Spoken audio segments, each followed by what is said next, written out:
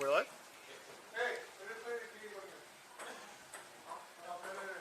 Just act casual, Super casual. Hey guys, welcome back to Digitalk with Verizon.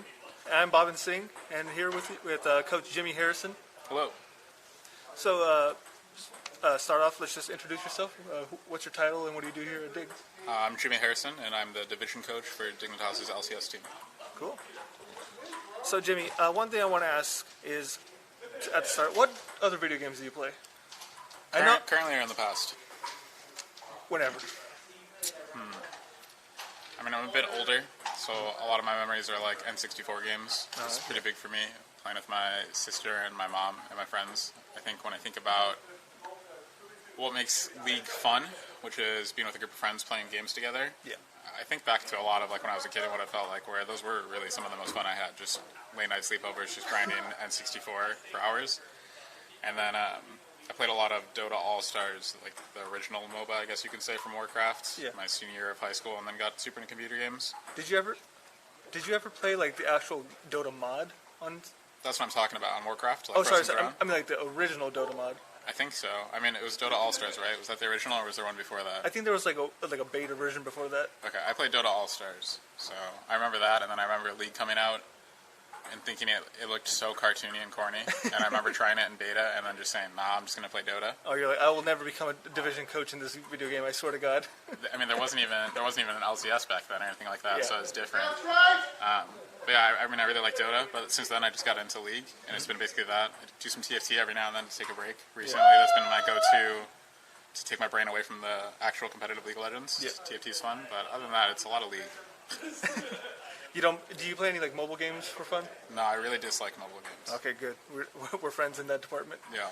So somebody asked, did you ever play GoldenEye?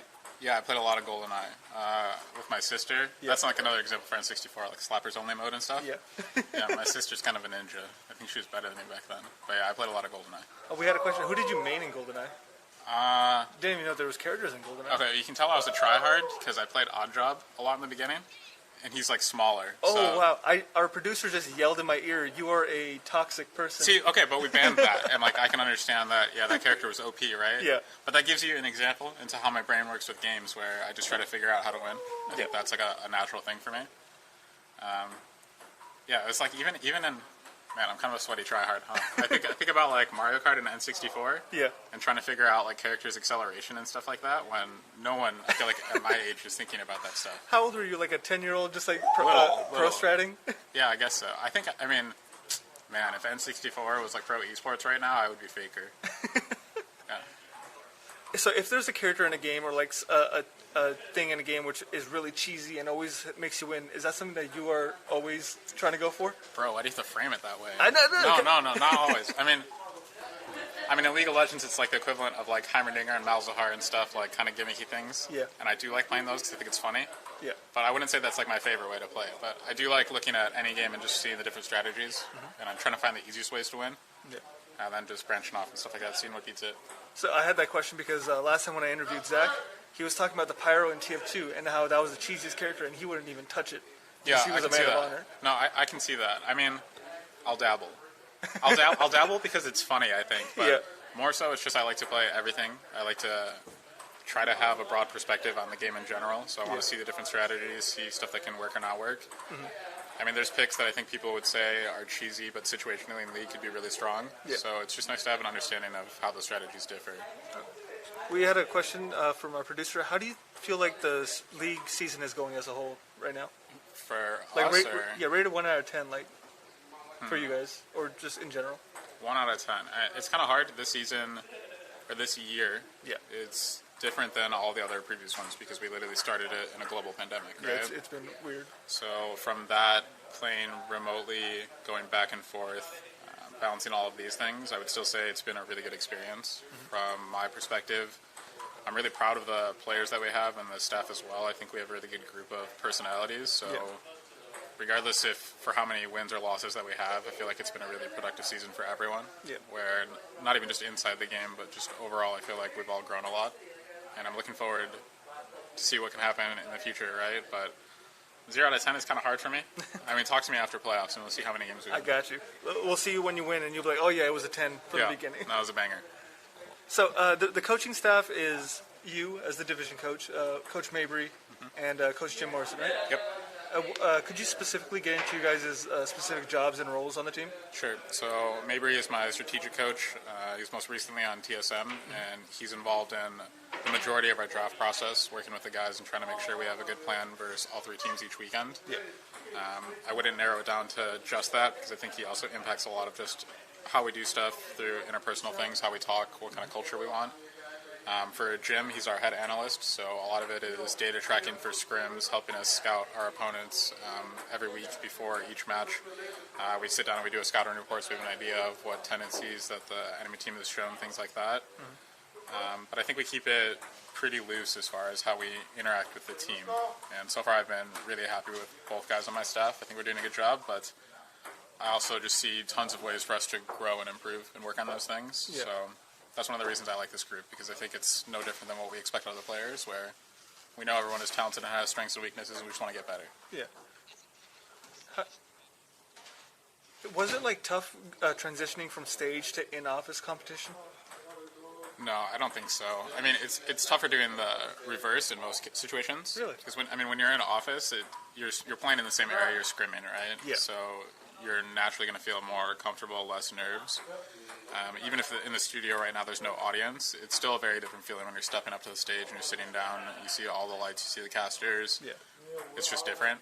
I think it's always interesting when you look at online or offline players too, just like tendencies and stuff. But yeah, I don't think it was a challenge walking back for us. If you were like a pro player right now, right, and you were given the option to play on stage or play in the office, which one would you choose? Oh, I want to play on stage every time. Really? For me, one, I think it's just good experience, especially when you just look at how a schedule works. I mean, you want as many stage games as you can, especially wrapping up to playoffs, because you do recognize it feels different. But for me, stage play, it's what makes it fun. It's like, I don't know, it's your moment to go up there and have a big stage and just do something cool that I do very much miss the live audiences. Yeah, same. That's like the biggest thing that, yeah, I can't wait till there's just fans that are there, because when you're on stage, like sitting in draft, especially in playoffs and stuff, it was the same in Brazil, same in NA, but like you can feel the crowd. Yeah. Like we have noise canceling headsets, you have white noise, but you still hear people screaming. Feel the rumble. You can feel it in your feet on the stage and stuff like that. It's so much fun. It's just so much fun. The other day when you guys had won a game, I was sitting a little bit away from the game room, and I could hear Neo slamming his table as hard as he could. Yeah. Do you think Neo would be even louder if there was a live audience to play for? Honestly, I have no idea. Neo is one of a kind. Neo interactions are... Yeah, I don't know. He's a special case. I think he dials it down on stage because the cameras are on him. I'd like to see that at some point. I mean, for me, what I'm always looking for is those moments when the players are playing the game, I feel like it's genuinely them, what they're showing. Yeah. I think this is a struggle a lot of players and coaches too have when you get on camera, you get on stage, and everything feels a bit different. And you look back at it and you're like, is that really me being natural? But in those moments when my players are just smirking and popping off, I'm just thinking, yeah, it's just like scrims. Like that's what I want to hear when they're in a live match, honestly. Yeah.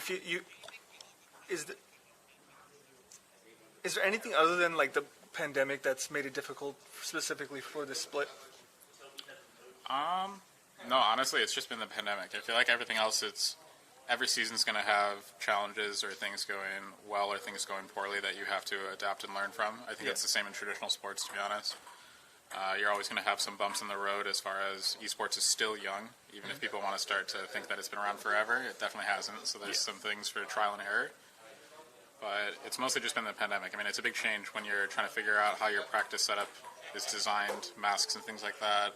Trying to make sure we're doing everything we can to make sure everyone is safe, while also making sure we're not holding ourselves back for a competition. It's a tough balance, right? So I feel like outside of that, there hasn't been any other reason or any negatives. Cool. So now I want to talk about like when was the start of your coaching career path? Like when was the first inception? You're like, I want to be a coach. I would say probably my senior year of college. So I graduated from Miami University in Ohio, and at the time I was getting ready to pursue my doctorate in physical therapy. Yeah. And it's a bit ironic, but I had hurt my back then. It was like the year before I was working out, and I herniated 2 discs in my back. And I was, the entire time since like senior year of high school till then, I'd been playing League as my main game. The LCS had just started up, so I was really into that. Yeah. And I kind of thought about it, and I think most people in that situation are still really tunneling on wanting to be a pro player. For me, it was more, I saw so many similarities between traditional sports, like what I was studying with my degree, and then esports, where I was just thinking, okay, coaching is maybe a way that I could get involved to see if I really enjoy this. Yeah. And at that time, the biggest thing I was just focusing on was finding something that made me happy. So what was the first team that you found that you coached for, basically? So I remember I applied to every LCS team and then every Challenger team at the time. So this was before franchising. And I heard back from Big God's Jackals, which was a Brazilian org that had come over to North America that was trying to qualify for the LCS. Yeah. This is still when relegations existed. So I went there and worked for free. Don't ever do that. As far as like career paths and stuff like that, I feel like that's not the way. But I did that for experience. Yeah. We ended up bombing out in playoffs. I think we lost in like semis or something like that. But I had made some connections with the current head coach there, Juca, and then two of the players, Baiano and Tulio, were from Brazil. Yeah. So after that season ended, that org dissolved basically because they didn't qualify. And I was trying to talk to other teams, and the Brazilian players basically asked, hey, do you want to help us out remotely?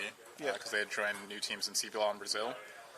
And then I just started working remote for a couple weeks, and then they basically just said, we feel like you're a really good fit, or we want you to be the head coach. So I had a speed run getting a visa in about 8 days, actually. You actually moved to Brazil? Yeah, so it was basically, this is a hilarious conversation with my family. When it was, hey, Mom, I'm going to go to Brazil. You go from Ohio to immediately to Brazil? Ohio to back home to Illinois to Brazil, yeah. So I had to speed run that, get my visa, and then I think within like 2 weeks I was flying out for CBLOL, and I did 2 splits there. And then from there, that's when I interviewed with Golden Guardians and got my job as 2A player coach. When did you get the Golden Guardians coaching job? It was like right after the second split of 2018, I think. And I had already known Inero. There was a couple coaches in the scene that I was already messaging and talking to. Inero was one of them. Peter Dunn was another, because Peter Dunn was he also had worked in Brazil. Yeah. So he had a few more years in CBLOL, so I talked to him a lot just to understand like the culture differences or things that he may have learned. But I got an interview right away with Golden Guardians, and then it was, I think, between like academy head coach or 2A player coach. Yeah. And then I started as 2A player coach for Golden Guardians in spring of 2019. So how Golden Guardians is a team like that was made by the Warriors, right? So they have that real connection to a real sports organization, and I feel like they're one of the few orgs that really is connected to their real sports organization. Do you feel like their coaching, their real sports coaching rubbed off on you a little bit? I definitely think so. I'll speak for myself. Yeah. I don't necessarily think it's as easy as. Let me think of how I want to word this. So I spent time talking with like guys like Mike Brown, and then the Warriors assistant coach, or watching Steve Kerr. We used to go up to San Francisco like 2 times a year at least around like Christmas, and we get to watch practices. Yeah. And you see small stuff as far as how they run their like warm-up routines before a match, right? Initially, from my understanding, it would be pretty kind of like cold and calculated. You come in, everyone has a block, you work with your individual coach, you do a couple routines, go stretch or whatever, and you're done. Yeah. And it was very serious. And then when Steve Kerr started working with like Steph Curry and guys like this, they said, hey, can we play music during this? Which is something that people didn't do before. And now if you go to Warriors practices, like they're just blasting music and like they're having fun and laughing. For me, this is something I try to bring over into how I think you should work with esports players. Yeah. It's just like how you can still balance being competitive and being really serious, but also still recognizing that the game is fun. It's supposed to be fun. That's a big thing for me. I'm biased because I'm a Bulls fan, so Steve Kerr is a big deal to me anyway, so I already knew he was a smart guy. The other part of that is just, I think, how Steve Kerr communicates to the public. He's on a lot, like you'll see him on CNN and stuff like that. How he dips into like political stuff. It's always interesting when I'm just thinking about how I'm growing as a coach, so he's someone I look up to for sure. Yeah. And I wouldn't even say just the coaches, guys like their athletic director, Rick Celebrini. When we were looking at like health and wellness stuff for the players and things we wanted to build out, it's incredible when you can go talk directly to the athletic director from the Warriors and try to bounce ideas around. So for me, it was a really valuable year as far as what I got out of it, because I got to interact with a lot of these guys. There's probably like a lot of experience that you probably just soaked up. And how does like building a younger team like feel as compared to like a team of already established stars? You just have to focus more on some of the fundamentals and some of like the mental hurdles with younger teams. Yeah. So I've worked with players that are on both ends of guys who've played for a long time. Like I worked with Froggen on Golden Guardians in spring of 2019, and now I'm working with a lot of guys who didn't have a lot of LCS stage experience. And the veterans, for the most part, they're self-taught. They've been through a lot of situations, both good and bad, and they've kind of already problem-solved in their head what the solutions are moving forward. So I think it's a lot easier for them to kind of like roll off of losses and understand what happened. With younger guys, you just have to explain a bit more of the context. You have to focus on more just what the competitive mindset actually is and what kind of player. You have to help guide them to what kind of players they want to be. Yeah. For me, I mean, both are fun. It's a different world. What I like about our current setup with our roster is we have a good mix of guys like Zach, where, I mean, Afro's had a lot of accomplishments in other teams, obviously, and it's not even just about the accomplishments. He's been through a lot of good and bad, so there's a lot of things he can share with the younger guys. This is why I kind of like this system instead of just having 5 pure rookies, where it's just the coaching staff and the players. Yeah. It feels like we kind of have like an in-between, which is nice. Yeah. And would you say like younger players have higher highs and higher lows in their emotions while playing League of Legends? It depends on the player. I don't think it matters for how long their career is. There's some veteran guys that I'm sure still have issues controlling their emotions, and then there's some young guys that come in where like they're ice cold, like no problem with the pressure, right? Yeah. So it's going to just depend player to player. Okay. And how would you like coach a player who's very emotional, like extremely high highs when they win, but extremely low lows when they lose? It's taking a lot of time outside of the game to talk, to make sure you can understand, because I feel like, for me, I'm naturally a really empathetic person. I think I'm very emotionally receptive. The way that I see you talk to Neo and Fake God, it's like you're kind of like an older brother to them. Yeah, and I mean, like a kind of father figure. It's kind of like cliche, I guess, but I remember I talked about this in Brazil when I did an interview where they were just asking like what my coaching style was, and I think I was having a hard time figuring out what that was, because you spend so much time looking at coaches historically over the years and looking at the things they do that are good and bad. Yeah. But I don't think a lot of people take time to think of like what type of coach am I, or what am I naturally good at. And the more I've thought about it, I do kind of like being a father figure type, where I understand that if I can be a support system and if I can make those hard conversations feel easy and just straightforward, more like you're talking to family, that it's a lot easier to get over hurdles. So I don't know. It's interesting. When I talk to Aaron and Neo, I mean, they are younger, and there's a lot about life they don't know yet. So for me, it's like there's going to be game concepts and stuff where it's going to take me time to study and work on, and there's a lot of other stuff where it's like this is second nature. I mean, I'm about to be 31. I definitely have knowledge on the problem that you're having or something, right? Yeah. So yeah, I don't know. It's fun. And it's like, even when you're working, like your original question, which was when you work with a player who has highs and lows for emotions, it's just being able to read them and understand kind of what they're feeling. I think that's a strength I have, where I have a good idea if someone's frustrated and not saying it, or angry or upset or sad or something like that. And I think my approach for how I try to pull that out of them without it feeling like I'm putting them on the spotlight saying, tell me exactly how you're feeling, I think I have a pretty good balance for that. I feel like you have a pretty mellow personality. Like you're never really too high or you're never really too low. I remember talking to you after you had just won a game. I said, how you feeling, Jimmy? You said, not bad. Yeah. I mean, so this is something that I think comes with age too, because I definitely am not always like this, or haven't always been like this historically. Yeah. I think when I was younger, I'd be much more aggressive and energetic about stuff, and then you just learn that when you're reacting with emotions a lot, you're just going to mess up more often, or you're going to miss stuff. Yeah. And I feel like one of the main roles for a head coach is just to try to maintain that big picture perspective throughout a whole year. So, I mean, like what you're referencing, where we win a big game, I think it was like 100T. I mean, that's a big moment for us. We had literally been, I think we were 0-3 versus them before I joined Dignitas. They hadn't beat closer yet on any team. Yeah. So, I mean, short term, that's a big win. It's good for us, right? But I'm looking and thinking, okay, how did we actually play that game, regardless of the win or loss? And I'm thinking about playoffs, and I'm thinking about how we're going to stack up internationally, and I'm thinking about the scrim stuff that popped up on stage that we still need to address, things like that. Yeah. I feel like if I'm always just cool and collected like that and just trying to think about it logically, then I won't get caught off guard by something that I'm missing. How do you usually imagine like a big loss or a big win, and that wave of emotion is coming at you? How do you usually just stand still and don't let it wash you away? Breathe is a big part of it. Our sports psych's been. It's really nice to have him around, because it's another person that's just trying to tell the players what I'm saying, which is breathing is really OP. Yeah. In those moments, take a few deep breaths and just trying to remember the situation that you're in. Very rarely is it actually the end of the world, even if it feels like the end of the world when you lose. And then it's just a matter of, okay, we lost, this sucks, accept that part of it. Obviously, I'm not happy and the people around me aren't happy, but at the end of the day, we all have the same goal, which is what we said in the beginning, which was we want to be a good team and we want to see how far we can go. Oh, I forgot what team it was, but you guys had a loss recently, which it weighed pretty heavily on Fake God because he got pretty gapped by Impact that game. Oh, that was EG. That was tragic. Yeah. Yeah, that was a pretty rough game. But afterwards, like you guys weren't really focusing on the loss too much. You guys were just enjoying your time spending together. I mean, it's the lessons, right? Like just because if you win a game, it doesn't mean you got better and you learned a lot and now you're ready for Worlds. If you lose a game, it doesn't mean you got significantly worse and now you have no chance, right? Yeah.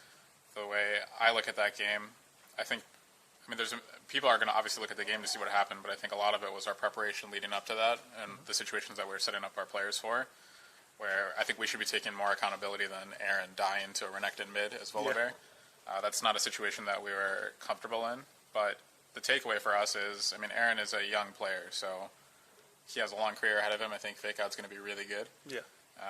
You have to learn how to take those losses, and sometimes you're just going to get obliterated, whether it was your fault or your team's fault, and it's just processing that, understanding how it feels, and thinking about what you need to do to move forward to, one, make sure that doesn't happen again, and two, understand how you could add some of that to your game maybe and things like that, right? It's just lessons. It was just really nice to see the team like come together and not like pity the person who had lost their heart, just make sure they were feeling good for the next game. Yeah, you just have to understand what happens, and then all of the players, staff included, we've all been through really rough losses or like just terrible weeks where you're just losing constantly, just miserable, right? But what I like about our team is I think we're also aware of that, and I think it's something it's always on our mind, where we don't want it to feel like everything's on fire. We don't want it to feel like it's just one player's fault. Yeah. And we don't want to feel like, I don't know, the win or loss just defines everything. Obviously, we're trying to win every game, right? Our ideal is we never lose a game. But it's just a matter of big picture, like the journey and how we're getting there. Like, I think that there's a very good chance a lot of the losses, like let's say you do make it to the world stage, actually impact whether you win or not there, more than if you just stomped a team in 15 minutes in North America, to be honest. And are you always focused more on what we're going to do at Worlds versus what we're going to do here in NA? I wouldn't say always, because I don't think you can't just tunnel on Worlds and skip the step where it's like, okay, I need to do well in NA first. But I do think for me personally, something I'm passionate about is just proving people wrong about North America in general. I think a lot about every World is almost the same. NA loses, and then on social media, it's a couple weeks of everyone just pointing out what they think is bad about NA and what we need to change. And for me, there's definitely things we need to change and tweak and we can improve on. Yeah. But I don't know. I think about, like, do you know the story like Miracle, the USA hockey team? There's like a Disney movie about it. Oh, Miracle on Ice. Yes, I saw that when I was younger. Yeah, so I'll give a short synopsis, but like it's during the Cold War. The best team in the world is the Russians, and then the U.S. team was just a bunch of college kids that got thrown together, and they're watching tape of these guys, and it's like they look like machines in Russia, and everyone's saying it's impossible, you're not going to win, right? But they worked their asses off, and they came together. They had a lot of things to get over that I'm sure like a team like the Russians wouldn't have to, because you have guys that have already established. But it doesn't matter. Like if you're working really hard and you find something that works for you and you have the right environment. Yeah. They proved the world wrong. That's why they call it a miracle, right? For me, it's no different than when I hear people talk about LPL and LCK, where it's like, yeah, they are good. Don't get me wrong. But we talk about them like they're gods or something, where it's like, yeah, there's no world we can do that, which I just really dislike. Yeah. And for me, it's just a matter of getting the right group of guys who are in the right mindset in that moment. And I think you can shock the world, and that's what I focus on. Do you feel like it's a self-fulfilling prophecy when people in NA talk about how NA is doomed? A bit, yeah. I think so. I think it becomes really easy to focus on a lot of the negatives and not really focusing on the fact that we have a lot of really talented players and staff, in my opinion. Yeah. Whether or not those players or staff are on the right teams at the right time, I think that's something that NA is messing up historically as far as how rosters get built out and how staffs get built out. And I think once we get that part down, then the players have a better chance to show what they're actually capable of. So, it'll take some steps. But I think the negativity just gets too crazy for me. Yeah. Where if you're a kid watching, why would you want to even try if it's like, oh, NA just sucks, and you watch a co-stream and they're just saying, look how terrible this guy is. Yeah. It seems crazy to me, to be perfectly honest. So, I wish there'd be more positivity. Yeah, just in general. Well, we have 5 minutes left, so final call for any questions for Coach Jimmy here. So, do you ever feel like, what's the most unique challenge in esports coaching that you had to deal with? unique. I mean, I would just say for esports in general. So I'm the type of person that, especially in my free time, I think a lot of people talk about like reading books and stuff like that. I like trying to reach out to other coaches or other trainers and just trying to ask what their perspectives or experiences are like. Yeah. And I think the biggest disconnect that becomes really obvious is in traditional sports, you're working with players where they grew up playing a Pee Wee team sport of some sort, right? And then they went to middle school or high school and they were doing team stuff constantly. Whereas in our game specifically, the way you become recognized is you grind your way up really high in solo queue. And when you do that, you're usually doing that in your bedroom in your parents' house or something by yourself, right? Yeah. And you're learning how to win a game on your own despite the players that are with you. That's basically the trick of solo queue, right? Is understand how you can have the biggest impact regardless of the dumb stuff that's happening.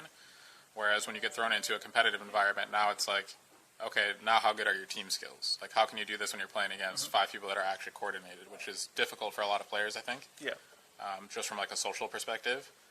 I would say that's probably the most unique challenge, but it's been fun kind of working through those things, and I think that's one area where my skill set tends to shine, is I have a pretty easy time talking to anyone, so even if it's someone who is a bit socially awkward or not as comfortable, I try to just make it where it's fun, where we can just laugh about stuff, so it feels a bit easier. But I think that's a unique challenge to esports that's different than other traditional sports. When I am working here and I hear you guys doing the VOD review and stuff, it's always full of laughter. It's always curse words thrown out. Yeah. I hear Neo cursing nonstop, and then I hear laughter for like 5 minutes after that. It's honestly a fantastic sound to hear. Yeah, I mean, when you consider that, like, the way you get good at League is, I mean, you're mid-maxing your mistakes, and like every team is doing it where your reviews, you're pointing out all the bad stuff and the negatives, right?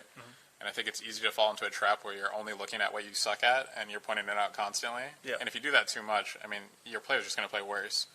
So this is something I also really appreciate about having Mabry on staff, because I think it's similar to me, where we just constantly try to remind everyone that it's still fun. It's still a game. Yeah. So it's like, despite all the dumb stuff that we have to work, that, I mean, we're just messing up basic stuff and how bad it is. I mean, we know.